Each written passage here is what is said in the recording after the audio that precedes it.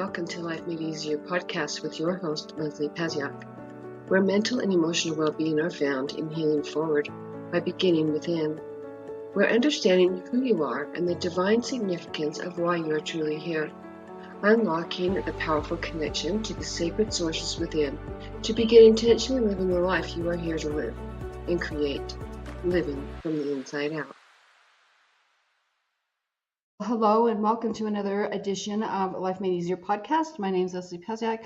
It is such a pleasure to have you join me. Today, again, what I want to say, another guest is so amazing. God just keeps blessing me with all these people that I get to interview and I get to know them. And this one has so much to share. We have so much during this podcast that we're going to talk about and really dive deep into healing. And my guest's name is Blanca Rodriguez, and she is actually the founder of Wounded Healers. And I think that says quite a bit about her. But once you really start getting to know her and listening to her story and what she does, it's truly, truly amazing. And this video is really for people who've suffered like sexual abuse and loneliness and isolation. And really our intention through this podcast, we both understand, we've both been there, and our intention behind this is really to help others get past, we can get to that healing part, which we're going to help with that. But I think that it's not just getting to that healing part. It's stepping back out into the world that I think is the most scary, the most questionable, the one that we're like, but we did all this work and I don't want anybody to mess it up. We both get that. And I think then our intention here is to really make sure that people understand this is really going to be an amazing, amazing podcast.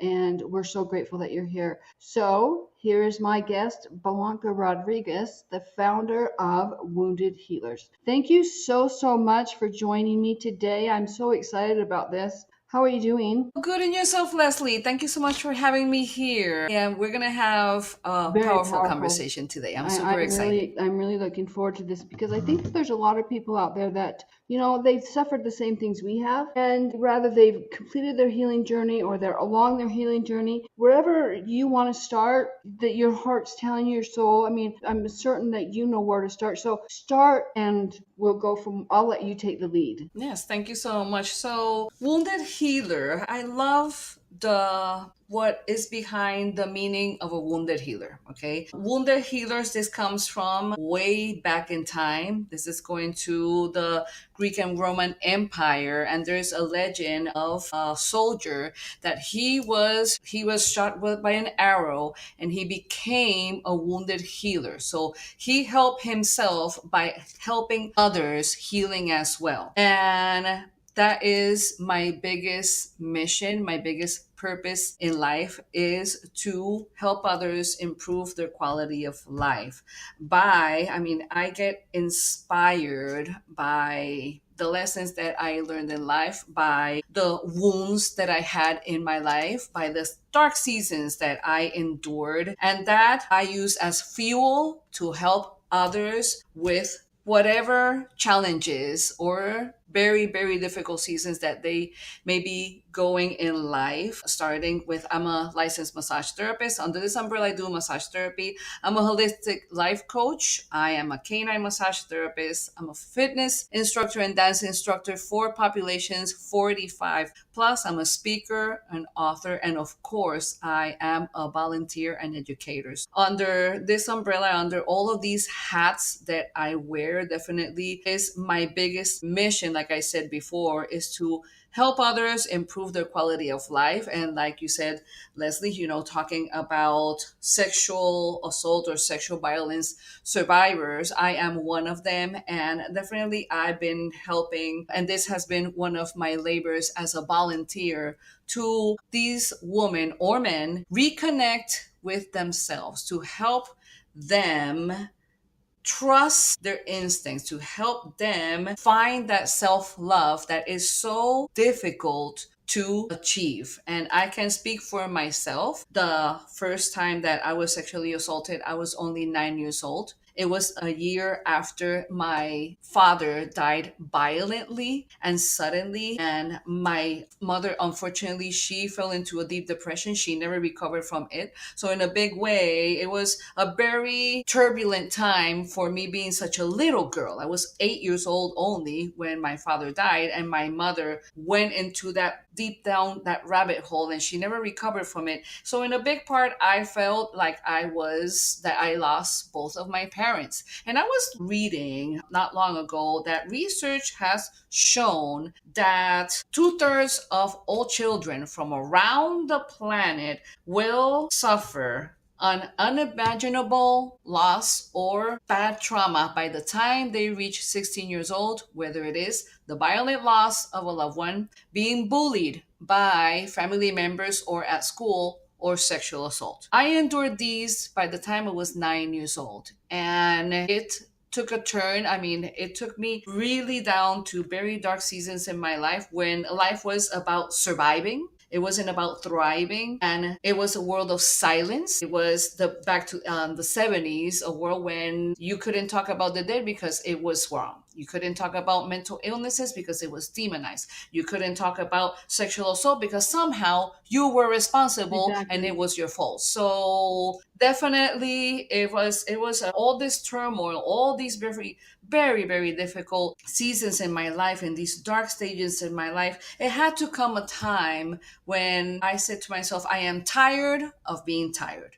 I am tired of only surviving through this life. And and this moment of enlightenment, or whatever it was called at that time, it became a mission when I became a mother. I said to myself, this cycle that I've been, this repetitive cycle of low self esteem, low self worth, self destructive patterns, being with the wrong people all the time, being around violence all the time, I have to break this generational trauma if I want my kids to have a healthier life, if I want to help them be better versions of themselves. And this had to start with me. And definitely it sure did. This journey never ends. It's for the rest of our lives. When these wounds are so deep, it takes self-love, it takes hard work and dedication, it takes blood, sweat, and tears. It takes taking ourselves out of that comfort zone of being the victim of everything and become the victor. And it takes time, patience, and of course, it takes getting ourselves out of the comfort zone and confronting all of this trauma, all this childhood trauma. In my case, I'm speaking for myself, of course. Confronting the childhood trauma, what was one of the hardest things that I ever done in my life, and I am grateful. I thank God every single day for taking me in this journey that I needed to have for so long. It was 47 years of my life that I stayed in silence. And once God gave me the tools to speak up, to help others, through my journey, through my story, enlightenment came. And let me tell you something, God works in mysterious ways, but God always has a plan for us, and I'm very grateful for it. You know, I think that there's so much. See, every time, even the first time we talked, I'm like, oh, there's just so much. But I mean, I can only write so fast. But here's the thing. Yeah, it does, we will experience things. And I think trauma really needs to be understood first. Trauma to one person is not trauma to another. Some people can handle bullying, some people can't. So that really needs to be clarified. And I think that, when people say, when you're more sensitive than somebody else and it's a trauma for you, people would often say, Leslie, just get a thicker skin, just let it roll off your back like a duck. And you know what? It doesn't roll off your back like a duck. For me personally, it was like smashing it down, like trying to ignore it, right? I didn't understand that whole roll it off your back because I don't think that really that I don't even know where the hell that came from, but I think it needs to leave the vocabulary of the humanity all around the world because things don't roll off your back. Because if they roll off your back, Right. that means you just ignored it, and then you're just going to keep facing these lessons until you learn them, right? So trauma, Yep. understanding that the way that things affect you are not going to affect others. And it has to be having that compassion for That's right. yourself to understand this, and also the compassion for other people to understand that what you go through, and it might not be such a big deal to you, but you don't know where this person came from. And, this is where I think compassion, limitless compassion really comes in. And another thing that you said just Mm-hmm. now is it not surviving. When you experience these things and they roll off your back, you truly, for me, truly, has been a lifelong process of just surviving. And Mm-hmm. now I can say that Mm-hmm. you were 47, but I was 40 when this all happened, when God hit that reset button on my life. And it wasn't until you said that. That was such a powerful statement, Blanca, about surviving and not thriving. And I think that I Mm-hmm. realize personally that my whole life I've just been surviving, right? I've just been doing everything I can to survive, and it's exhausting and it gets so tiring. Yeah, And I think this is when that reset absolutely. button was pushed on my life at 40, because God said, Leslie, you can't do this, right? And I was so angry when that happened for me, when God hit that reset button. Now, just like you said, I am so freaking grateful for everything that Mm-hmm. God has done in my life, for him pushing that reset button for me, for giving me that second opportunity. And for people watching this podcast, if you're in this situation where your life is, God hit that reset button, or for like he did for me, when you get to start completely over, or like Blanca, when you just say enough is enough, right? These are Mm-hmm. precious freaking moments for you that you need to just really, people need to really honor. They need to just use it to empower themselves, and most importantly, use it to realize that God is working in your life and he's giving you this opportunity, just like he gave Blanca, just like he gave me. He's giving it to you as well. And stepping out of your comfort zone Absolutely. sometimes is a little hard. So this is where our brains come in to play for me, to where you have to Mm-hmm. imagine what it is you want your life to be. And sometimes you don't know, because your whole life has been surviving. All you know is what you don't want, and that's what you focus on, and you just keep getting more of it. That stinks, right? So what do you do? Yeah, What do you do? absolutely. I mean, I know what I did, but Blanca, I want to hear what you did first, and then I can share what I did, because that's tough. Definitely, definitely, it is big time. And what I can say is this: I heard somewhere, and this phrase really, really impacted me in such a profound way that I keep on sharing it with as many people as possible. Remember this, everybody out there: the wounds are not your fault, because it really isn't. But the healing is our Right. responsibility. We don't face trauma by running away from it. I ran away from trauma for a very long time. We face trauma by confronting it head on, looking at that mirror and saying to yourself and asking yourself at the mirror. It's very powerful. Practice it as many times as you can.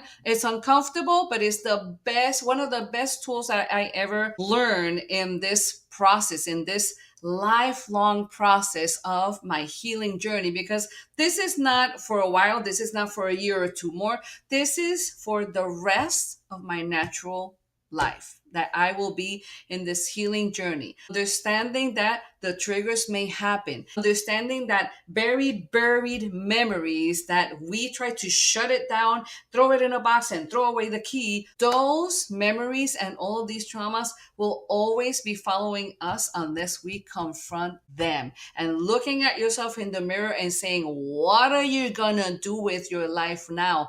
That is powerful. That is vulnerability. And remember something, everybody: vulnerability really is power. Why is that? Because you're showing the essence of who you are. And especially in these times, everybody wants to fake something. Everybody wants to pretend to be something that they are not. This world of social media, yes, it has its power. And of course, it has the positive things that we all connect on this very abundant, and we connect to the masses. But the dark side of it is exactly that: faking something that you are not. And this is when a lot of tragedy happens. A lot of these so-called influencers, the younger generation, unfortunately, they don't know any better. But it's when people go get through that pressure, and the pressure of pretending to be something that you're not, pretending to have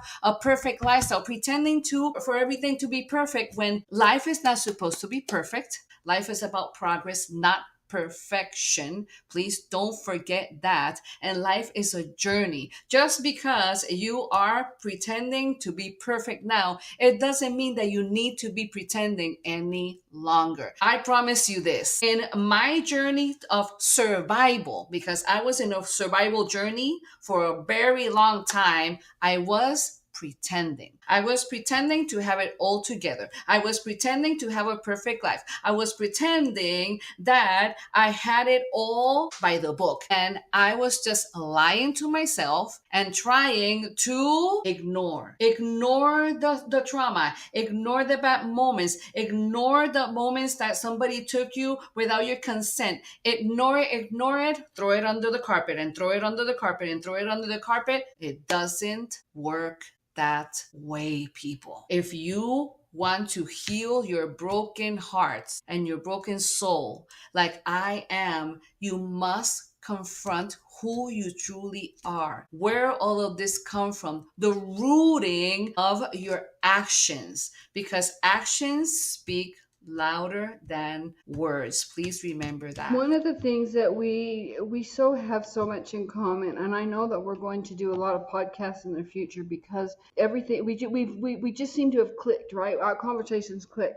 Because here's the thing: becoming the victor out of the discomfort is sometimes for me it was I couldn't think my way through it, and thank God I couldn't think my way through it because my brain can get so creative, but when you're not in a place, for me, when I wasn't in a place I didn't know what good was. I was just used to surviving, right? Mm-hmm. You don't know what you don't know. So stop holding yourself accountable for not being perfect, right? And trying to have facades. Mm-hmm. I think was really huge for me. What I did personally is I would look at what my body was saying. I got so in tune with my physical body because it shut down. I lost eyesight, I lost hearing, I lost my hair 3 times. They didn't think I was going to live, right? And I was in a point where they said, Leslie, you're going to have 24-hour care or be hospitalized. And I said, no, I'm not. I said, no. Mm. So what I did is I paid attention to my body and whatever my body was telling me. And I had sheets of paper and not just, I started out with the basic feelings, happy, sad, frustration, but then there's so many others that go along with it. And thank God I had my therapist that I did because she gave me some books to work on that really got to know, because I think when this happens, for me, it was that I didn't know who I was. When she said, when we're supposed to look within, it's like you can't know what you want until you know who you are. So I had to figure out who I was, right? And then, but I had to feel. So I would feel and I'd pay attention to what my body was saying. And then my mind would start thinking about certain things. And then when I got my body and my mind in the same flow, then I knew what it was. And so then I'd write it down. And it took me, sometimes it would be 9 months before it would click. And then it would be 6. And then I noticed the times getting shorter and shorter and shorter. Now my intuition's as sharp as a tack. One of the other things that you said is your saying, the wounds aren't yours. My saying was this: Leslie, you can either let your past make you better or you can let it make you bitter. What's it going to be? And I thought, you know what? I'm not. Yep. I was exhausted and I was tired of being bitter, right? I was so tired of being bitter. I just wanted to be free. And one of the things I can say, and I don't know about you, but I know that through this process, when you even said when these triggers happen, right? Triggers are going to happen. But what's interesting, and I don't know about you, but triggers happen at different times. You're thinking, what? I thought I healed that. But I think what was important for me to realize was, you know what, Leslie, there's so many different situations that once this happened, you went through life and all these other things connected to you and behaviors, thoughts and patterns and personality traits They connected to you and created who you were. And so when these triggers would come up, I'd have to say, what is that in relation to? Because if I let my mind go, man, I could spin backwards and just remember all this nasty stuff, right? But what I did is I dealt with it just for Mm-hmm. that one particular thought and feeling.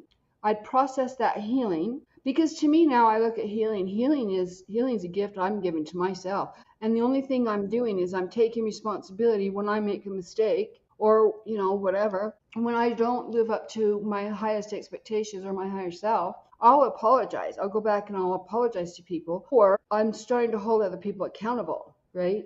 That's been huge. That to me is so healing when I did that. And I think so often before I would let people, I would take on whatever people thought of me. I would let the outer world dictate my inner world. And healing is actually, Mm-hmm. for me, it's letting my inner world dictate to my outer world what's right and true for me. And all these experiences that I'm having, there are opportunities for me to grow not only as an individual, but also grow my soul, deciding what about this am I going to, how am I going to use this to better myself? Am I going to learn? We're always going to learn more about ourselves. Are you going to allow it to make yourself better or bitter? And I think that's huge. And I think this too, Blanca, what do you think? I think that when you were saying the social media and the pressure of trying to look perfect and be perfect and do more and put out more and be and do everything right, that's where I think when you were talking about conforming, I think you were kind of like you want to be like everybody else and fit in and stuff. And I think it's important to understand that we're not supposed to be here to conform. We're supposed to be here, That's right. and it's not about conformity. It's about being you from the inside out, Mm-hmm. and that makes your life easier, right? When you can just be your Absolutely. authentic self. Because you're your authentic self. Mm-hmm. You'll say whatever you think, and most of the time, I mean, all of the time, it's so pleasant. Are you going to upset somebody? Probably. But that's not, if you upset anybody from being kind, that's just somebody else's stuff that they have to deal with. Have you noticed? Mm-hmm. Absolutely. Absolutely. Absolutely. Definitely. And I can tell you this. I grew up in an environment that, I mean, we are molded when we are growing up into pretend that everything is okay. You keep on going, and you keep on going, and you keep on going. And when we are in survival mode, we want to fit, we want to, especially when there's low self-esteem and a lot of insecurity issues like I had for a very, very long time in my life. I wanted to fit in everybody's mold. I was the people pleaser. I was the yes person. Saying no was totally out of my vocabulary because I didn't want to make anybody feel ashamed of me, or I didn't want anybody to be embarrassed by me. It's that I was in that world of confusion, that ball of confusion, that if I didn't fit in whatever the case it was, nobody will want to be with me. And I didn't think for a very long time that I was worth anybody's support, that I was worth anybody's time. But when the support started coming, something really clicked within me. And I started to see the word thriving like, okay, there's a possibility here that I can thrive rather than survive. Because if you want to know anything about surviving in life, wow, I was a pro at that. My goodness, I deserve an Oscar for pretending that I had my shit together. And no, that Oh, really I think wasn't you the did. case, you I know? think you did, my friend. You did have your shit together because it lasted 47 years. So you were doing something right, but you were doing Yeah, something right definitely, for that definitely. particular aspect of you. Yeah, so somehow, yeah, so somehow, I mean, I chose. There was this part of me that I was always with the finger pointed at me, and my even my own mother will say, "You are the black sheep. You're always dancing to the beat of your own drum." I cannot thank God more for still to this day be dancing to the beat of my own drum, because that really took me to navigate life from a different lens. I didn't really fit the Didn't. norm. I always was questioning everything. In a Latino machista world where the man had the last saying, I was like, no, I don't, that is unacceptable in my life. I have an older brother, and he's a wonderful human being. Wonderful. God gave me an older brother to remind me that there's still really good, amazing, decent men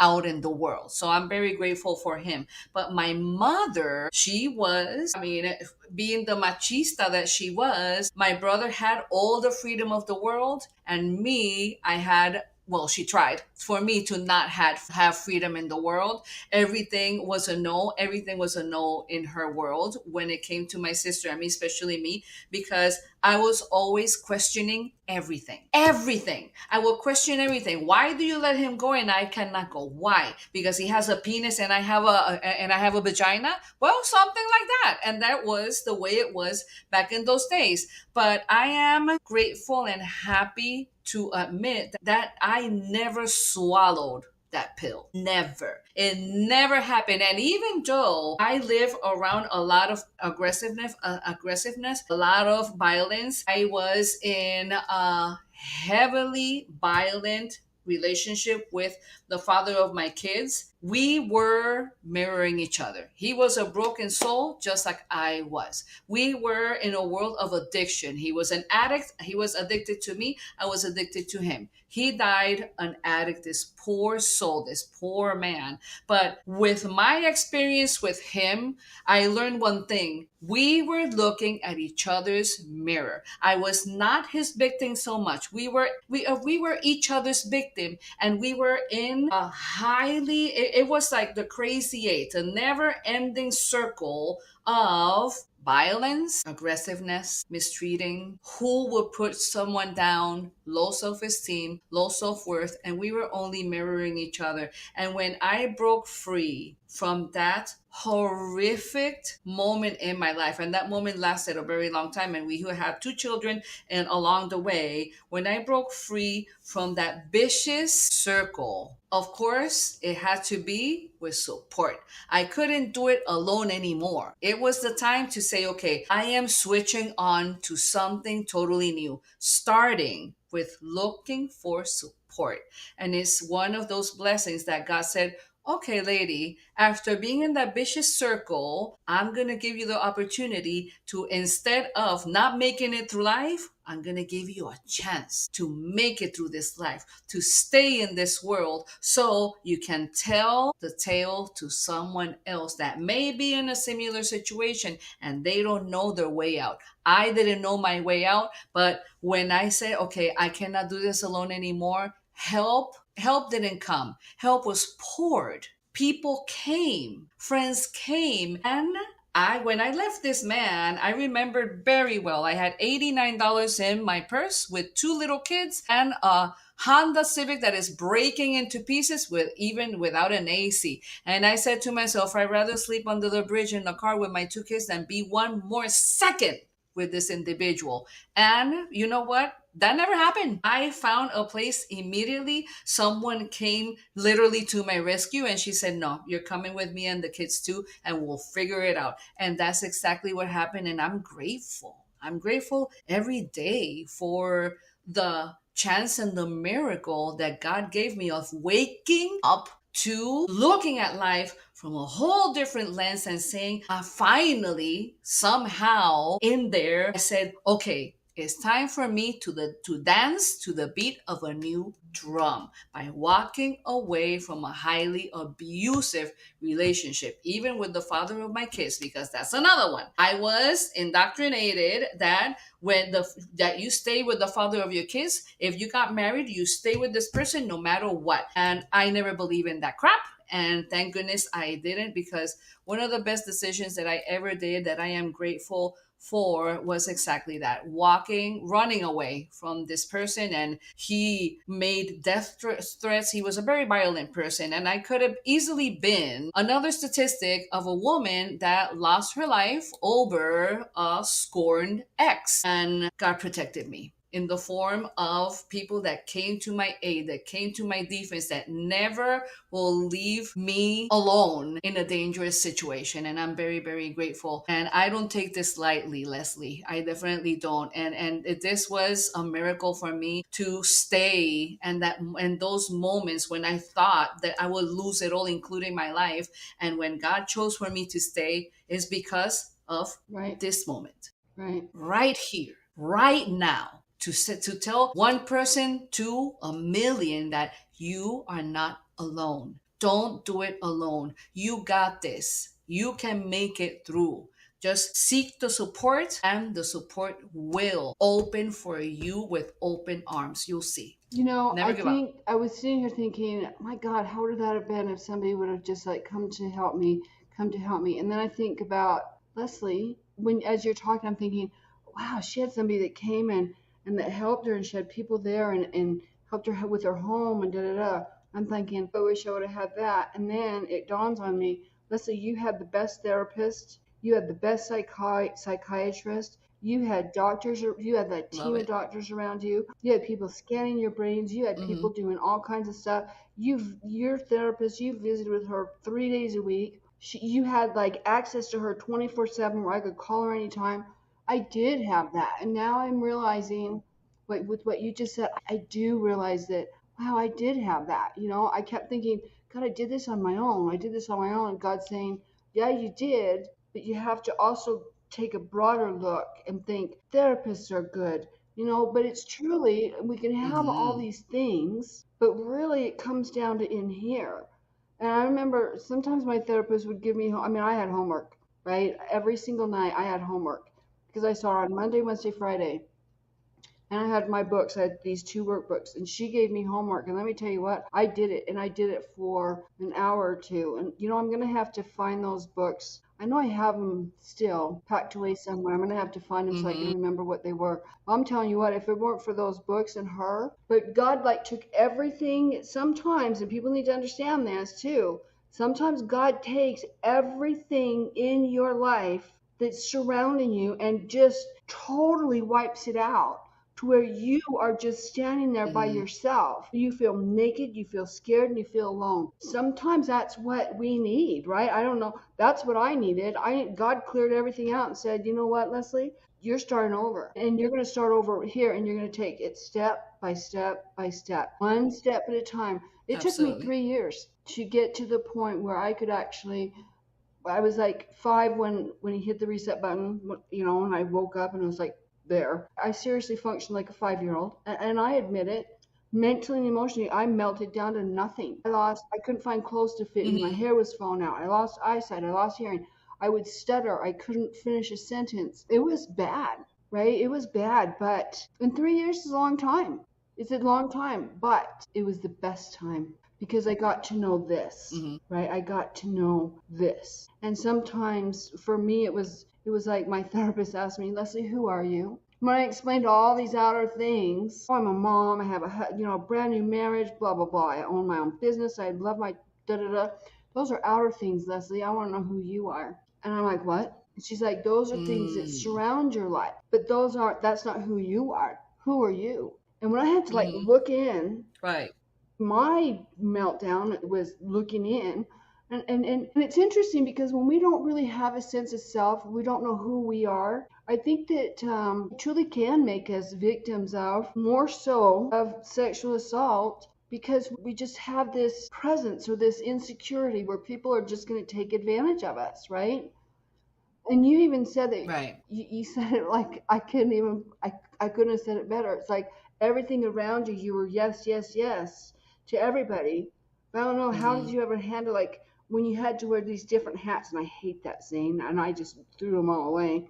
I'm not a hat person anymore. Where that comes, I'm just me. And it's like you have to be able to Mm-hmm. be you, and but be you in a safe way, because sometimes it has to start slowly, right? You have to figure out who you are slowly, and it's like expressing aspects or part of you in certain Mm-hmm. environments, that the part of you that in that specific environment is going to grow you, not give somebody an opportunity to take a shot at you. Does that make sense? Right. Yeah, of course, yeah, totally understand where you coming from, and yeah, from, I mean, and this is what happens with, and we can mistake kindness with weakness. Okay, and I am a very kind person. I'm a very giving person. I'm here to help. But this is what happens with us helpers. We mistake when we want to help so much and so much and so much, we end up trying to help everybody but never helping ourselves. And this is exactly what happened to me when, with my very long career, especially as a massage therapist. I've been a licensed massage therapist for 20 years of my life, and when I became a massage therapist, I didn't know how to say no. Even when I was on the brink of exhaustion because I was working so hard, I didn't know how to say no. I didn't know how to say let's reschedule. I didn't know how to say no, I need a day off. I didn't know how to just simply say no, I am not available, without having to explain myself. So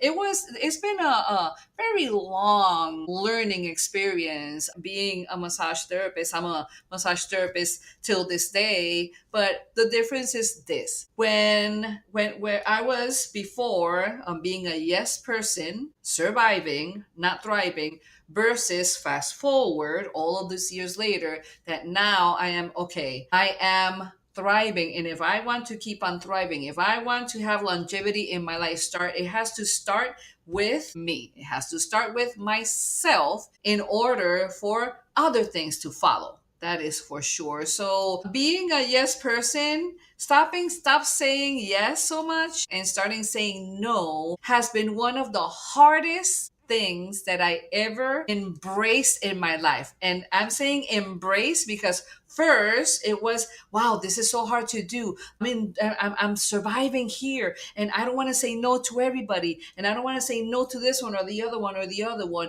But the first person that I realized that I was saying no to was me, the first person. And when I stop saying no to this human being and saying my safety, saying yes to my health, saying yes to taking care of myself, saying yes to the most powerful thing that it took me the longest to understand, saying yes to self love. And the rest did follow. And the rest does follow to this day. And this journey definitely continues. But learning, embracing, and really jumping into, let me see what this, all of this self love that people talk about, that all of these healers talk about. Let me check what the hell is this about, because I heard of it, but I never, it didn't click in my life until it did. And part of self-love, a huge part of my journey into self-love, is saying no. No is a full sentence. Never forget that.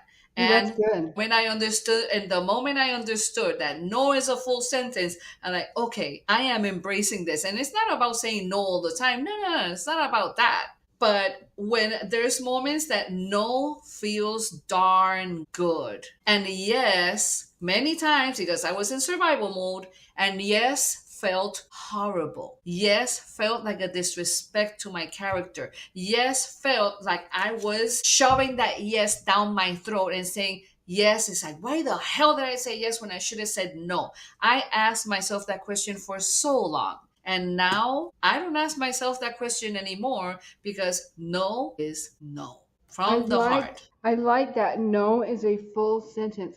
I think that if you say no and then you keep talking, you just kind Hmm. of talk yourself into giving. I mean, you're giving them a reason to argue with your no. When no, What? it's just Right. no, right? I mean, that No was is just no. I just can't, right? I just don't have it. And you don't have to we don't have to explain ourselves to anyone except Exactly. ourselves, right? That's so huge. You know, one of the things also that I really think is incredibly essential in the healing stuff is that we need to understand that when people need to understand that when you go through what we've been through, right? I think this kind of ties into why you do what you do. But one of the things that I realized is trauma stores in the body. You Hmm. know, it Oh my stores God, in our yes. bodies and it stores in our muscles. Like we can't even imagine.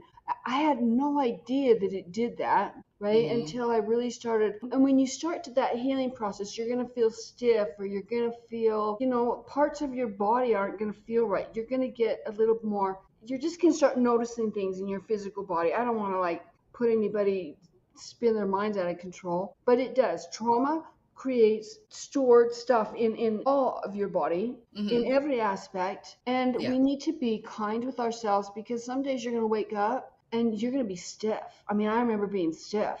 It was like, but it was releasing stuff. It was Yes. releasing those.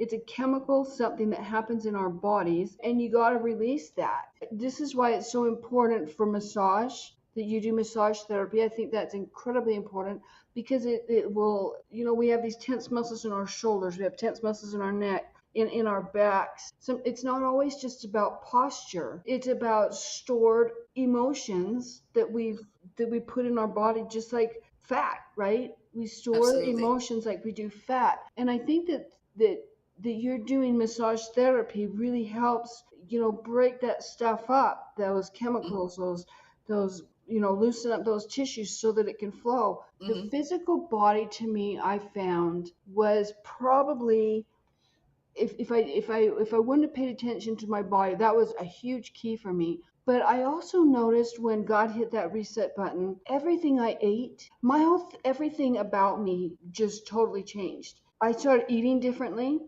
I stopped eating things in cans. I stopped eating processed foods. I really started Mm-hmm. paying attention to what I was consuming, because it didn't taste the same. Like, I used Right. to love going out to dinner, or grabbing. I used to love cheeseburgers. I swear to God, I just loved them. Mm-hmm. Going to Wendy's and eating cheeseburgers. I swear, even Big Macs before were so good, Mm-hmm. right? And French fries. Taking French fries, I remember my sister would jog around the block, and I've never really been overweight. Now that I've hit menopause, I have like extra weight that I want to get rid of, but Mm-hmm. that's just part of the process. But I That's right. remember my sister, on the other hand, she has a more muscular build, to where Mm-hmm. she had to really pay attention um, to her weight more than I did. She weighed more than I did. She also had larger boobs than I did too, but that's all right. But one of the things, that she would jog around the block, and I would take, I swear to God, this was horrible, fresh McDonald's French fries, and I would dip them into a hot fudge sundae, and I would eat them as she's jogging around the block, sitting there thinking, don't you wish, da da da da da, right? Yeah. Horrible. God paid me back for that, because my whole eating habit changed. I can't eat fries anymore. I don't eat Mm-hmm. fast food. I don't eat processed food. I pay very, very close attention to the labels. I don't eat pasta. Rarely I do, but I found that they have this pasta that's made out of vegetables, and I kind of like Mm-hmm. that, to Yeah. replace it. And Yeah. I also took bread out, for the most part, out of my diet. But the reason I did that is because part of it because I know how it affects my body, but also because of thyroid issues and menopause, and God, your body goes crazy when you get older. But Yeah. I think Yeah. it's important for people to understand the impact, and the reason that it's so important for me that I realized, to keep the physical body healthy, is because that's how I receive so much information. This is part of my spiritual connection. I'm a very spiritual Mm-hmm. person, and Mm-hmm. if I'm not taking care of my body, I can't really understand. I think that I know for a fact that our physical body is such a precious vessel that we don't really understand the full impact of it, but it allows me to actually communicate and receive divine guidance, right? That's why we have this body. That's why we have emotions. That's the body's a lot. But have you noticed that in your healing? Has your body, is it telling you, talking to you differently since you started healing? Well, this is the research that I have done ever since I started my career as a massage therapist, and this we learn in school as well. And in traditional Chinese medicine, there are certain organs that reflect emotions in the body. For example, the liver in Chinese medicine, the liver is the organ of anger. And I was studying about it, and it's like, oh wow, the liver is the organ of anger. Well, guess what? I had so much that I hid for so long. I had anger issues for so long. The stress, the anger, the emotional aspect of what was going in my life, it reflected on my liver in the form of jaundice. Okay. Jaundice is getting yellow. Okay. Your Yeah. eyes get yellow. Babies Okay. get Instead of, jaundice when they're born yeah, sometimes. exactly. And so that's just one aspect of this, okay? And this is what happens to our bodies when we are under stress, okay? Stress reflects in many different ways. The extreme stress, it can reflect in the form of a massive heart attack or a stroke. Those are like extreme, but stress can reflect on the weakest parts of our bodies. My history of sexual assault, okay, one of the weakest parts of my body is, here we go again, my reproductive system and my lower back. And this is what happens to the lower back, all right, especially when around your tailbone. That's what we call it, the tailbone, all right? The tailbone has a huge nerve. The longest nerve of our bodies is called the sciatic nerve. It comes out from close to our tailbone and it's three huge ass branches and they go all the way down to our toes. I've been with sciatic issues since I was in my 30s. Very young woman, okay? And this is when the emotional aspect of trauma, it reflects on different parts of our bodies. I have the emotional trauma, childhood trauma, of course, reflected on my reproductive system. I'm a sexual violence survivor for many years. This was not only one case, this was different phases at different times in my life, all the way to my fees. Okay. I'm going to be 60 in October. All right. Shut up! So, yes. No way! Yes. I'm entering postmenopause like as we speak. So, yeah. So yeah, definitely. And when it comes to us Blanca, women, wait. I am yes, ma'am. shocked. I look at you and I think, my God, she's late 40s, maybe early 50s, but I never Oh, would have thank guessed you. you're older than me. Never. But now Yes. you just also said something else. You're post menopause. How long? I mean, let's just be honest. Ladies, this is the reality of where we are. I think I started peri or pre menopause about 5:30, between 35 and 40. But I Okay. thought I was a late bloomer because I didn't start cycling until I was like 15. But I didn't understand all this perimenopause, premenopause, menopause, Hmm. all the. I mean, my God, you're going to spend from the time you're about 35 until you're 60 Hmm. with all this crazy shit going on. But you know Wow. what? This is the thing, Leslie. When it comes to perimenopause and menopausal stages, I've been doing a lot of research about these situations because there is a lot of misinformation. There is a So lot of miscommunication. I There is a think we lot of should do a hush hush. podcast on it. Yes, we need to do it because it's a very important conversation. And I'm not going to go down that rabbit hole, but all I can say is this: perimenopause and menopausal stages, this is not a one size fits all. No. Don't base yourself upon that woman's experience, that other one's experience, okay? Your experience is yours. Whatever happens to you in your perimenopause and menopausal stages is your very individual experience. Don't Right. forget that because it can be so much confusion because someone had hot flashes and extreme sweating throughout her whole menopausal stages. It doesn't mean in any way or form that it's going to happen to you. I Right. had hot flashes to the minimum, okay? To the minimum, but my forgetfulness, it was high up there. And I'm not going to go too much into this, but this is what happens because the more informed we are about something, the better it is to understand, especially us women when we're going through these stages that is unavoidable. Everyone, it's unavoidable. You're a woman, you're going to get this. You're going to go through this. You're going to. We're gonna do.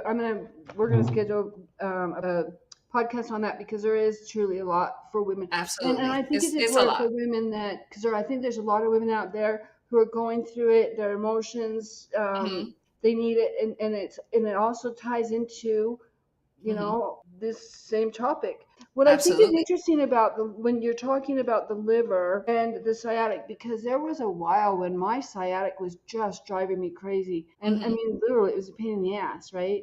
It just Yes, would it not, is, it wouldn't literally. go away, and that's huge. So why does that happen? All right, so this is what happens with the sciatic nerve, okay? The Hold on sciatic. one second. What? Hold on one second. Okay, so tell us what happens with this, the liver, the sciatic. What is that all So, about? so let's start with the liver. The liver is the biggest organ of elimination. The liver is the assistant, the direct assistance of us breaking down food going through the liver. So the gastrointestinal system goes into full digestion. But the liver is the filter system to everything that we drink and eat in this life. The liver is the organ that replenishes faster than any other organ in the body. When someone goes into a liver transplant, it's because that liver has been suffering for so long and so long and so long that you have no other choice. This is why a lot of people that had alcohol issues for a very long time, they get cirrhosis of the liver. But on the other hand, anger can cause cirrhosis of the liver. I have a friend that his father died of this horrible disease. He never drank alcohol in his life, but his anger issues were so severe that the liver, it all manifested in this physical body. Okay, same thing happens with sciatic nerve issues. This nerve is gigantic, it's super long, it goes through a lot of muscle groups, and this is what happens with the sciatic nerve. When we are stressed, what does stress causes us? Stiff neck, the shoulders go up, you're like this, you're on edge, your heart is overbeating, you're shallow breathing. This is what happens when you shallow breathe. Not enough oxygenation goes to our bodies. Okay? Easy as that. How do we take the stress levels down? What is the fastest way to calm the stress levels down? Breathing, I would Breathe. think. Breathe. Breathe slowly and deeply. Do it 3 times. The brain processes things better in order of threes, not one or two. Super interesting. This I learned as a speaker that I am, okay? That in order of threes, the power of retention is better. So this is wonderful. So what happens with the sciatic nerve is that our muscles get tight, very tight, because of stress levels, okay? And what happens with stress? Stress will reflect in our physical bodies where we have the weakest the most. Imagine that. I had lower back issues for a very long time because I was a server, because I was a dancer for many years and I fell a lot. I was in very awkward body positions, and of course, there is something called wear and tear. So, not only the emotional aspect of my lower back issues when it came to mistreating, disrespecting, not honoring that part of my body because I am a sexual assault survivor, but I wasn't honoring my body physically because I was overworking myself down to the core and not taking care of myself. So, what happened then versus what is happening now? Self care. People, self care is the best care. Right. Okay. Nobody will take care of you better than you. Okay. And it's not that this is a one woman show. I can take care of myself in every single way. Part of self care is getting a counselor. Part of self care is getting a massage. Part of self care is doing meditation. Part of self care is physical activity, going to the gym. If you don't like the gym, go for a walk your dog around. Part of self care is going outside. How healing is going outside for a 10 to 15-minute walk. That is self care. Okay. So, Sometimes, sometimes in the summer, I will, well, when there's no snow on the ground, because I live in Colorado, but I have mhm. found it so, um, so good for me to, sometimes I'll just take my shoes off and I'll just go, Hmm. uh, I'll walk or whatever. I started walking after dinner, after I eat, right? But I found that if I take my shoes and socks off, and it's hard to really walk very much in flip flops, but if you can take your shoes off, like I can like flip flops in my backyard, in my front yard, walk around my yard barefoot, that's fine. But there's something about the barefoot on the ground and the rubber on Grounding. shoes blocks it, right? But just Yes. even just if you have grass in your yard, just like people, whoever's watching the podcast, this truly has helped me. And I'll just slip my little flip flops on. I'll walk outside. I'll take them off in the grass, and I'll walk around the grass. And I'll close my eyes, and I'll just breathe for a little Yep. while, and then sometimes I count to 10. I'll count to 10, and then once I hit 10, then I start over and I go, oh, then that's 20, and then I'll count 10 again, and then say 30. And I try to do that to get to 100 or whatever Hmm. number you want. But if you mess up, that really calms you down and it puts you back Absolutely. in. It'll bring you back to a mental state of balance for me. It just Yes. really balances me. But that I just so my biggest stress, I don't have lower back things, but my sometimes I have, but mine is between my shoulder blades. Right? Hmm. It's like you do this a lot and it's like right in the center of my back. But Yeah, between and your then shoulder blades. So this is yeah, what can be happening to you, okay?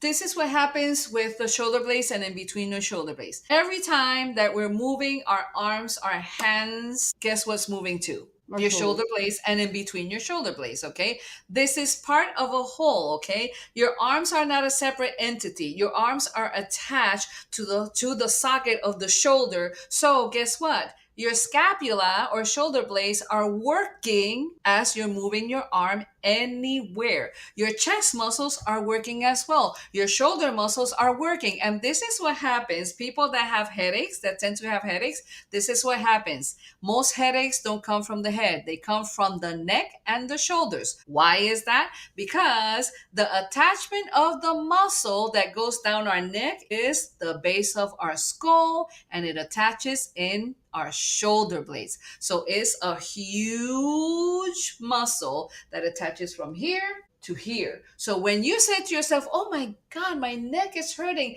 it's the whole muscle that it has everything to do with your neck pain or your head. So remember that. Most headaches that come from the head, maybe your temporals and of course on your frontalis. Okay, so that may be some vision issues or you may have a lot of sinus issues and that's where different headaches are from. But when the headache that you feel it over here, most of the time is muscular and it's from the base of your skull attaching to your scapula. Don't forget that. So So stretch it out. I learned something. If you have those headaches here, because your head doesn't feel that, it's because you're dehydrating. Is that true? If you have Yes, it in the yes. front of your head, I learned Yeah. that, and it said that if you put a little bit of salt in your water, Hmm. like pink salt, Himalayan salt or something, and lemon, that will help take that headache away. It means that your brain is it just needs that hydration. Yeah, and it is lack of water in our bodies can cause headaches as well because our bodies, 75% of our bodies are composed of fluids, and water intake is vital for quality of life, starting with our brain structure. Okay, when we are dehydrated, even our minds get clouded because of dehydration. So keep that in mind, please. That is true, and I live in Colorado, and it's really essential to. I mean, I carry water everywhere. I have water in my Me car too. everywhere I go, and if I don't have water with me, I panic. But you have Hmm. people will come here and they get lightheaded or they get headaches and stuff, and I say, people need to understand that when they come here because Yeah. of the elevation, and most of them go up Hmm. into the mountains, right?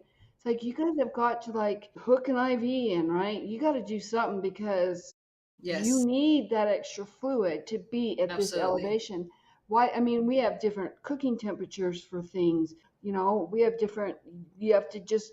You truly, your body just has to really. It takes on a whole different composition being in this elevation. It's Yeah. Oh, yeah. interesting. And the body needs to readapt to the environment. Yeah. Absolutely.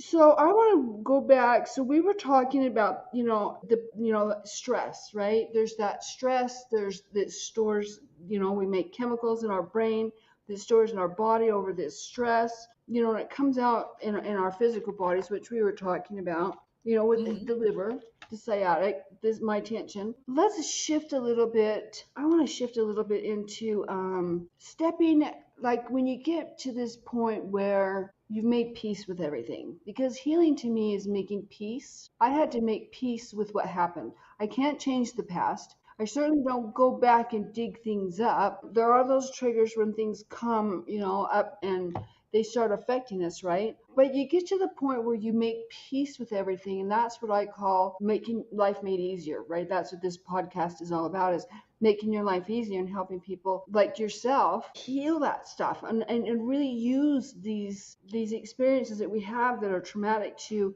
make us better people, right? But we get to that point, and then what? Then we have to step back out into the real world, which God's telling me, Leslie, it's your time. He's been telling me this for about 3 years now, 4 years. It's your time. You got to start stepping out into the world and Of course. sharing your knowledge with the world, right? Did you have issues with that? Well, living from age 8 till age 51 in a world of silence, in a world of survival mode, it really helped me. Once I let that guard down and I brought down that terror barrier of speaking up, because either I will be judged, either I will be misunderstood, especially the judging. Oh, I will be judged. People will point their fingers at me and all that stuff. Once I broke down that terror barrier and literally not giving a shit about what anybody thinks or say about me, that I think that door, once I opened that door to not give a damn what anybody thinks and really expose myself as the human being that I am at now, where I am at this point of my life, it felt liberating. It felt empowering.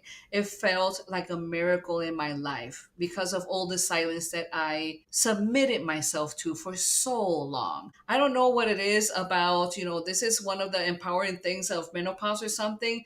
You're just gonna say it out loud. You're just not gonna, I'm not going to hold myself back anymore like I did, because I did it for so long and it was exhausting, and I will be in grief and I will be regretting, and I will be even hating myself. It's like, I should have said that, and I should have done that. I should have said this, I should have done that. I repeated that to myself in so many different situations in my life, that when I finally came out of that shell of silence, of people pleasing, of limiting myself in my answer because I don't want to bother anybody. Once I got out of that and I looked at life from a different lens, I said, it's like, okay, my definition of harmony is being true to myself. My definition, freedom, is saying it out loud. For the years, the decades upon decades of my life of keeping quiet,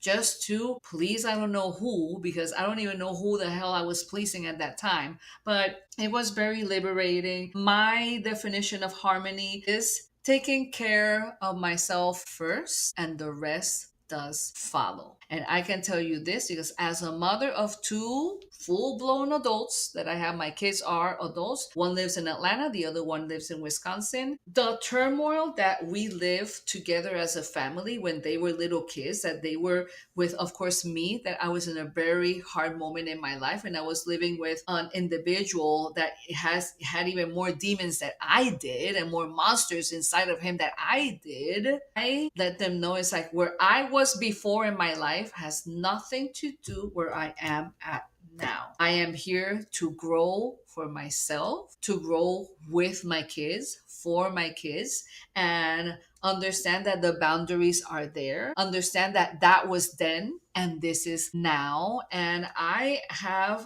the blessing, and I am very grateful to say that I have a beautiful relationship with my kids. They are amazing human beings. They have grown up to be decent humans, even though them growing in this newer generations where everything is so freaking insane and there's so much hating and there's so much bullying. I can say that these two individuals, they are decent human beings. They are resilient. They are compassionate. They're respectful. They are really, really phenomenal people. And I'm very happy and thankful to God because God really has guided me tremendously through this very confusing and difficult journey of being a mother. Okay. Because nobody said this was easy. All right. It was when I became a mother, it was the terrifying miracle of becoming a mother. That is for sure, because I never planned on it for starters. So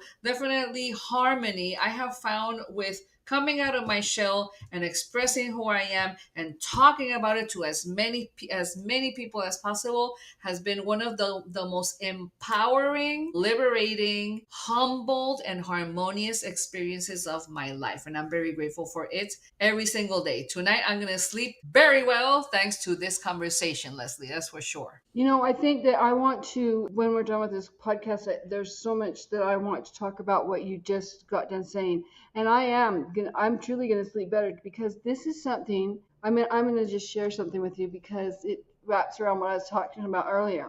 So about, speaking up and saying the things that you need to say to people. And sometimes the hardest people to do that are the closest people to you, your family, right? Absolutely. But it's your family.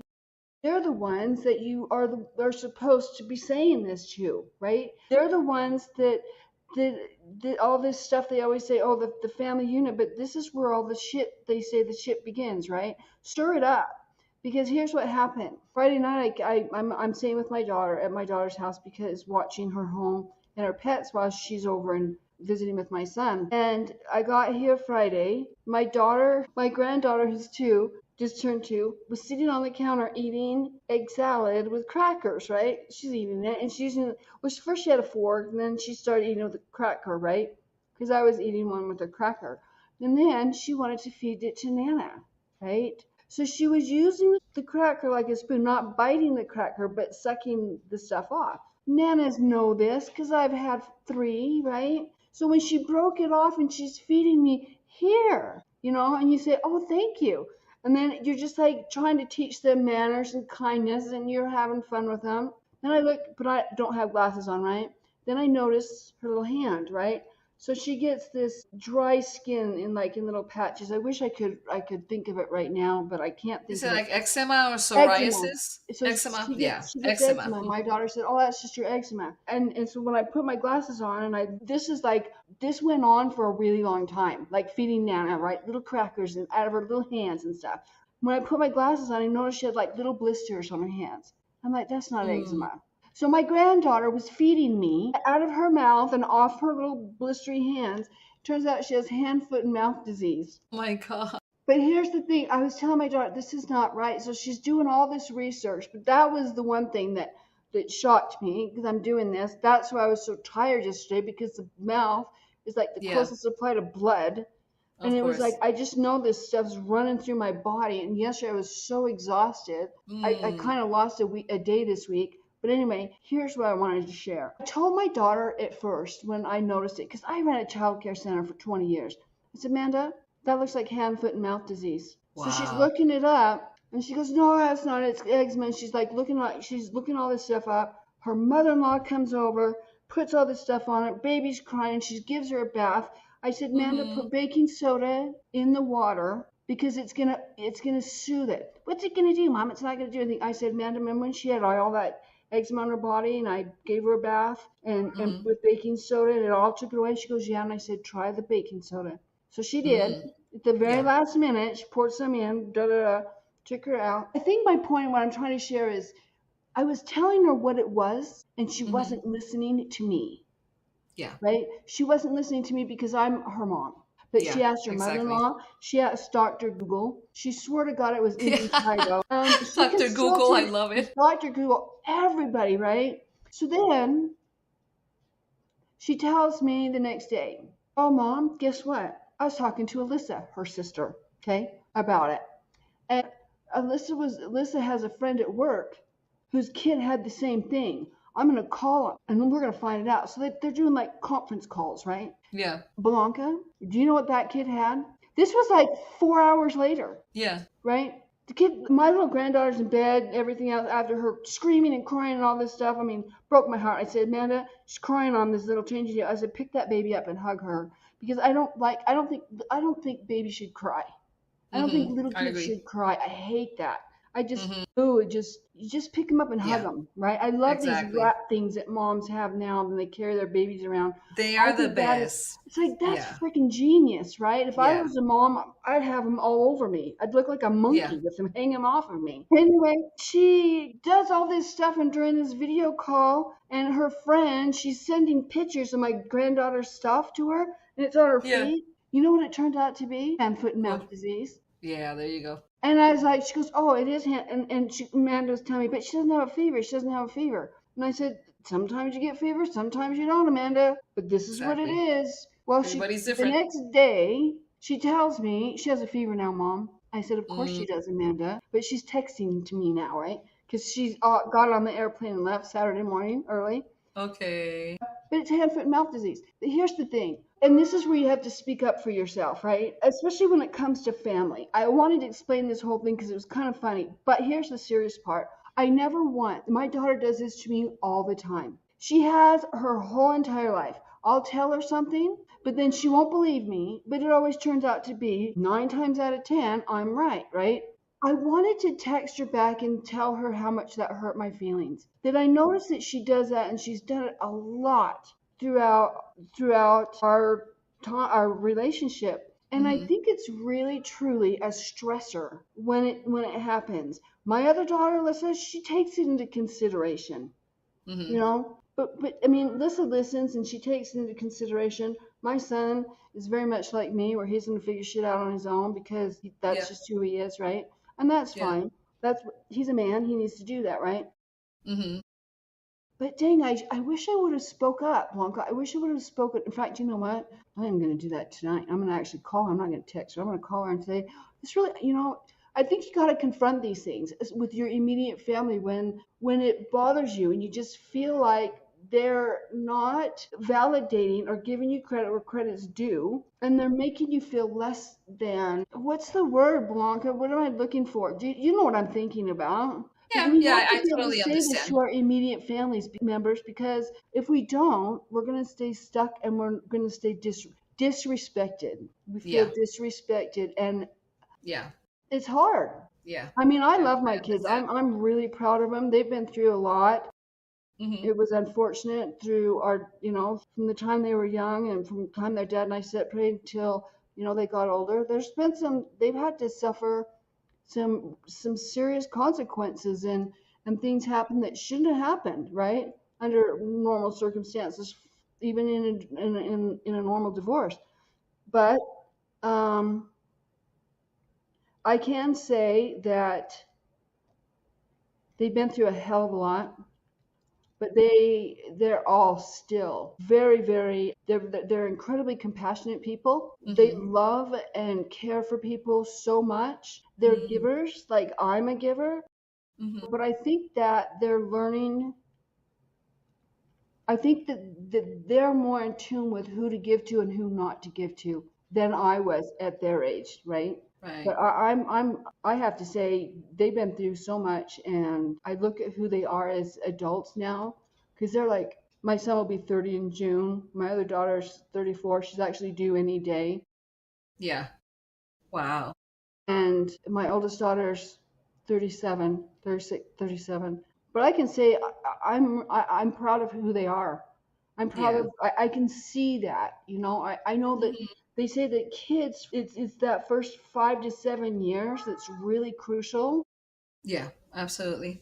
and then it That's can what be I like always heard craziness. too. That's what I always heard, that those first 7 to 8 years of life are crucial to define who they are going to be in the future. And yeah, I agree in a way, but we have the capacity to restructure ourselves.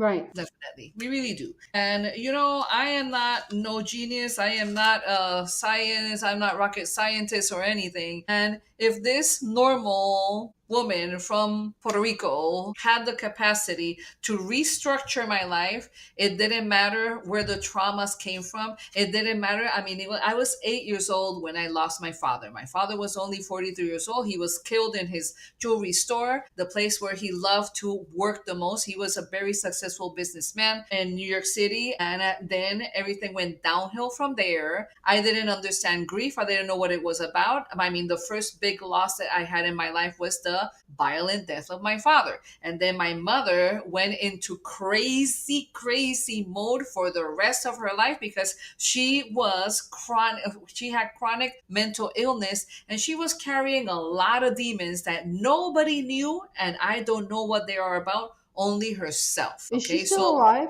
yes, she's 94 years old and she has advanced stages of dementia. Yeah. Yeah. 94. 94 years old. My mother is. So Yeah. Blanca, I mean, I think Puerto Rico, when you were married, were you in Puerto Rico then, or were you in the States? I mean, where did that all take place? Because I can see where you would be struggling Mhm. if you were, I mean, and I don't know the culture, so I don't want to presume, but was it in Puerto Rico or were you here? No, I was here. I was here in the US already when I finally married this person, but we had a very dysfunctional on and off in and out relationship for a very long time.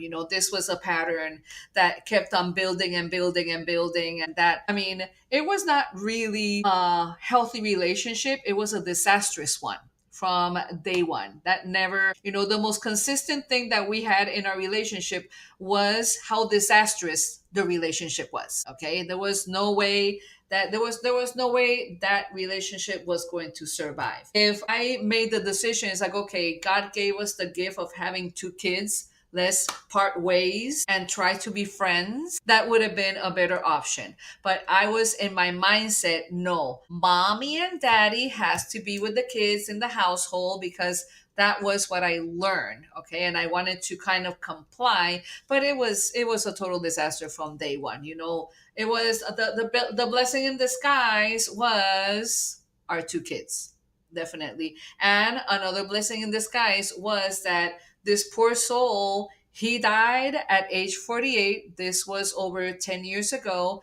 And I cannot thank God enough for that, because this poor soul, he was a danger to himself and others. And he was self destructive all the way to the day of his death. Definitely. I think that that's another thing that we're going to talk about. So I want to just step back a little bit, and I want to talk about when when you're sexually violated, when you go through those sexual traumas, and then you're trying to get back into society. One of the things that you do, which I think is amazing, is that you do a lot of, well, I've noticed that a lot of people, especially when they get older, they acquire pets, right? Or pets come to them, or they choose pets because they're Mhm. companions. And I think that Yeah. when you go through these traumas, just to have something close to you, right? It's not another Hmm. human. Sometimes it's Hmm. just pets. Sometimes that you end up being this crazy old Catwoman, like for years and years and years. But I think that one of the things that's really important to understand about our pets is that they take on our trauma. Yeah, they are the reflection of us. They're That's for yeah, sure. but I think also that they're there to protect us. I know that I've had pets that picked me and stayed with me throughout when this all happened to me, and I came back to Colorado in 2014. My daughter had a cat that picked me, and I took the cat on until a few months ago when she passed. But I noticed that physically I could tell there was something, right? I could tell there was something, and I know that through research and stuff that they take on our, what is the word? They take on our issues, right? Oh yeah, the bond between human and animal is unbreakable. And when it comes to us and our relationship with animals, especially when it comes to for example, a relationship between dog and human has been as long as 50,000 years old. And this is what happens. I do a lot of research. I read a lot about dog behaviors and animal behaviors, and especially dogs. They prefer their human companion over another dog companion.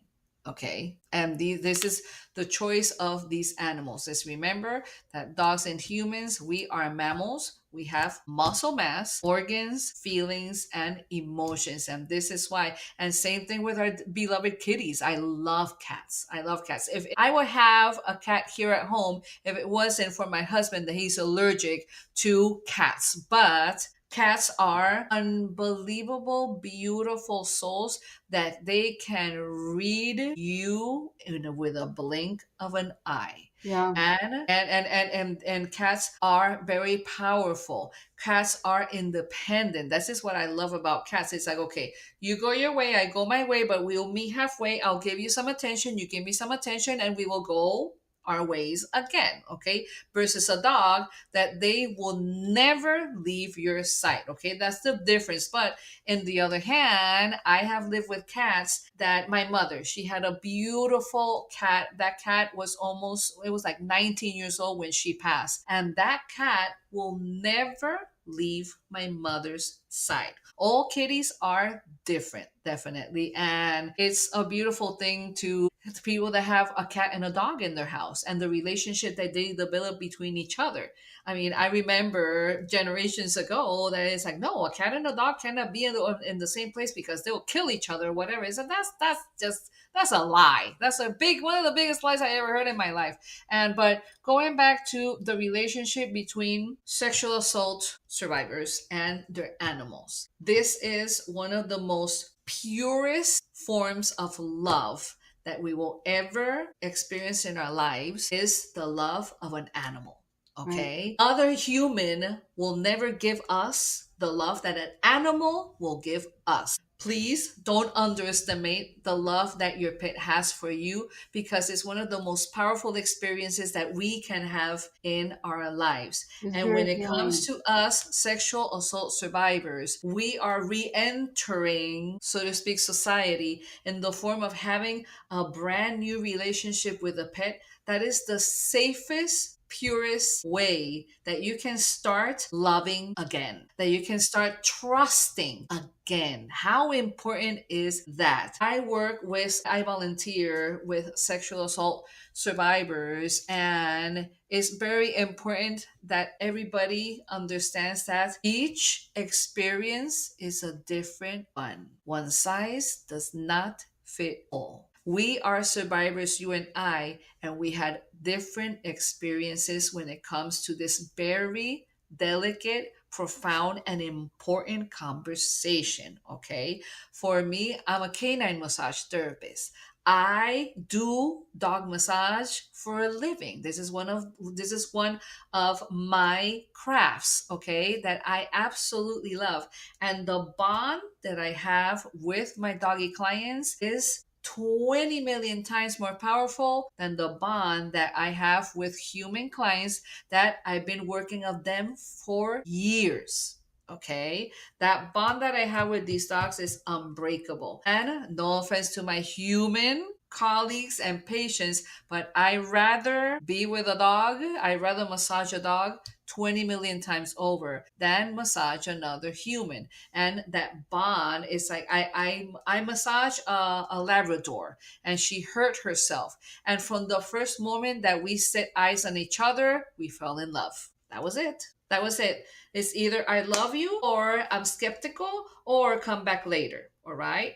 But and this, I have had the honor of experiencing this over and over and over in this beautiful career of being a professional canine massage therapist.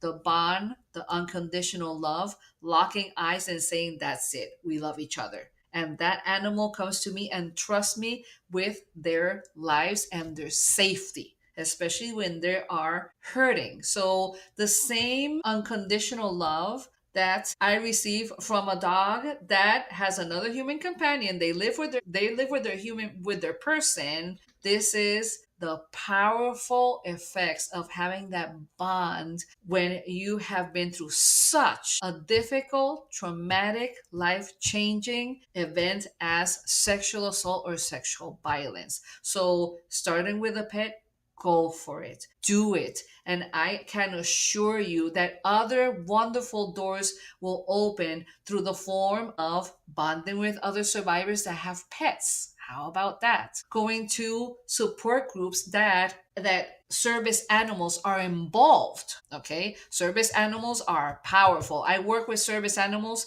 and I cannot explain to you how powerful it is to honor these service animals, because all they do is work. They work to keep their person protected in more ways than one. They open doors, they open fridge, they bring you your medicine, your medication, they'll bring you your cane. I mean, it's powerful. Powerful. So, yes, absolutely. Start rediscovering who you truly are in the form of having an animal. Do it. If you feel like your route is a different one, don't compare yourself to any other people's experience. Share the experience, be there for each other. Support is everything. Don't do it alone. I think that I mean, I love everything that you said. I mean, I could just talk to you all day long, forever and ever. But I think it's important that what you said about, do the support, get involved in groups that have these support dogs, Mhm. that move you forward. One of the things that I am such an advocate about, not only life making your life easier, but I think for me personally, it's healing forward. I Yes. went to a rape crisis. I was involved in one of those meetings, right? And Mhm. they talked about the same thing every day, every day, every day, every day. I found myself in the beginning, it was nice to be able to get it out, right? But then I found myself just sitting on that hamster wheel, just moving around and around. So I had to stop, right? I had to just stop. Once I felt like, okay, it wasn't nurturing me, it was reminding me, I had to stop that. But one of the things too I think is important, when you get these pets, do we always they don't always have to be expensive, because Chloe picked me and she was my daughter's cat, right? And Chloe just, God, she was a Chantel Tiffany, was she should have lived 8 to 10 years, and she ended up living almost 18. It was crazy. Wow. But do people really need to spend that much money? I mean, do they have to buy? I mean, in your profession, do you think they need to buy the expensive dogs, like the full bred dogs, or can they just go to the local pound or a rescue center and I guess it would really depend on where they are. I don't know. What would you advise somebody? Well, very important for everybody to know that there are rescue centers for every single breed of dog that you can imagine and cannot imagine. You want a purebred dog from a rescue place, you just go ahead to, like you say, to Dr. Google, all right? You Google it. Rescue centers for Saint Bernards, centers for Huskies they are abandoned so much because they're such high maintenance dogs. Rescue centers for corgis or whatever the breed may be. There's rescue options for every single breed there is. Why? Because people don't get informed of what the dog is bred for. Okay? Example, huskies. Huskies are working dogs. And when the husky, when you leave the husky home alone, guess what the husky's gonna do? The Choose husky's gonna everything. go to work. The husky's gonna chew your wall. The husky's gonna destroy your sofa. And and let's not even start talking about the level of shedding that they have throughout their entire natural lives. Okay, huskies, German shepherds, Dobermans. Okay, yeah, they're short haired, but they shed and shed and shed and shed. So it's not only about having the dog, It's about the maintenance of the dog. It's about your life going around your dog, because if you have a pet, the pet is not going to take care of, of themselves on their own. Okay. They're entirely dependent on you. And when it comes to survivals of sexual assault, if you are emotionally and mentally in a place where you cannot take over the responsibility of having a pet companion, do yourself a favor, and maybe you can channel by going to no kill shelters and volunteer.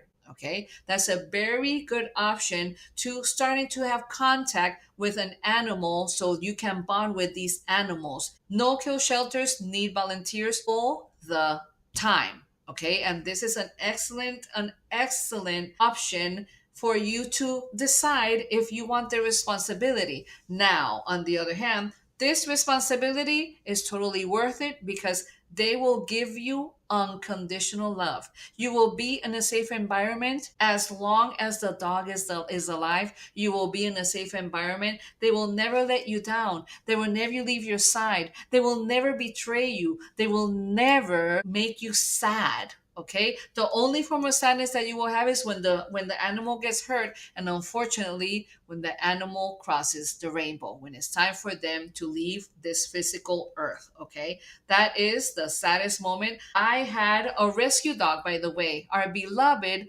was a rescue dog.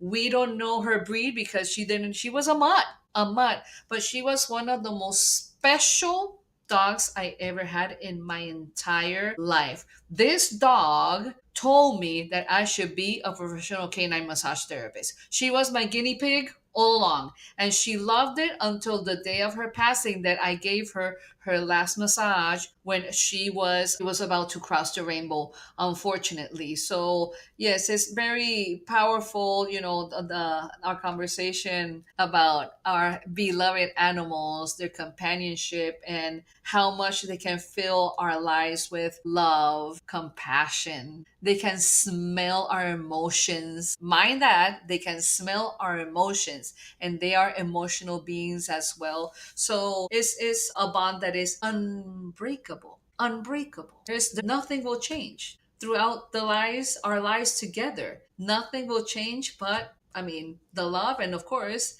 they age, we age with them, and until whoever goes first. But the love, the unconditional love, that will never change. Never. And Yeah, it's a powerful thing. that's I think that I didn't even sometimes we get pets, sometimes people will choose pets and go pick up pets, but I think that's important that you stated that it's really important to understand the breed. Well, first of all, you need to understand you need to be where you need to be in a place of being able to give, right? But you also have to be in a Mhm. place to receive. You have to be in that Absolutely. healthy.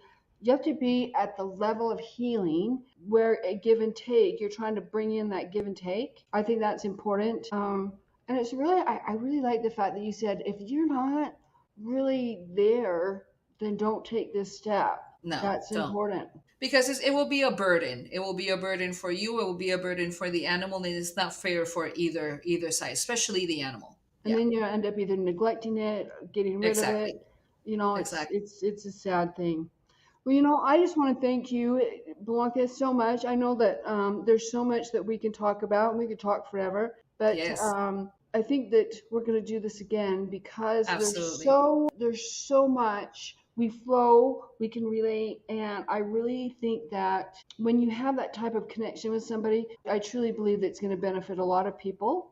And truly, Hmm. I hope for everybody out there that's watching this and such, we really want to make sure, whether you're male, female, whatever. Yeah, we're female, and we can talk about menopause and and such. But even if you're a male, we want to let you know that it's still a process. It doesn't matter if Absolutely. you're male, if you're female. Doesn't None of that matters. What matters is that you learn the steps you need to learn from within yourself to heal. Absolutely. And these are some of the things that we've done.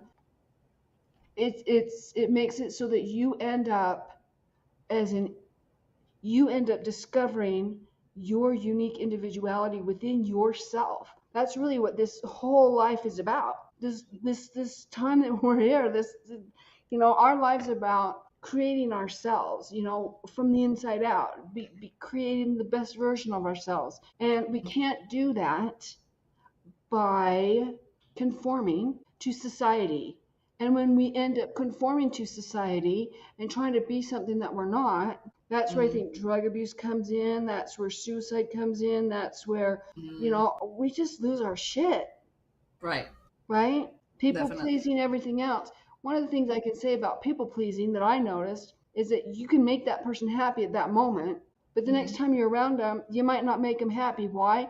Because they're in a different place. Exactly. But a lot that I learned about people pleasing too is that within me, I was a people pleaser because that kept me safe. It kept me safe because I had lived my life surviving. Anyway, thank you so much. I hope this was as much. I just think it was wonderful, Blanca. I just can't wait for our Thank you, next Leslie. one. Likewise. This was an amazing conversation. Wow. We went on and on and on, lady. I'm I telling love you it. what, and I don't think there's not gonna be much I cut out except just one part. But seriously, this is power. God puts people together to have these powerful conversations, and that's what I think he did with us, and I That's think right. we're going to have more. Amen. Absolutely. Well, I am so glad that you and I had this opportunity, and I'm still waiting for that wall unit to come for you to ship that to me because I just think it's so pretty. I love that antique, that Thank you. look. I'm still waiting. Obviously, you haven't sent it yet. I love it. Sometime Leslie, I'll just keep waiting. thank you so much for having me, Leslie. What a joy and an honor it has been for me talking to you tonight. It's been Thank really you. fun. Thank you so much. We'll talk to you soon. Absolutely. Take care. You too. Thank you for joining me for this edition of Life Made Easier podcast. If you would like to learn more information on how to begin living your life easier, living from the inside out, please visit my website at lesliepazyak.com. That's LESLEYPAZDZIOCH.com. And if you enjoyed the content in this episode, please consider subscribing to the podcast. And also join us with other like-minded individuals on other social media platforms. Thank you again for joining this edition. I look forward to seeing you again soon on the next Life Made Easier podcast. Take care.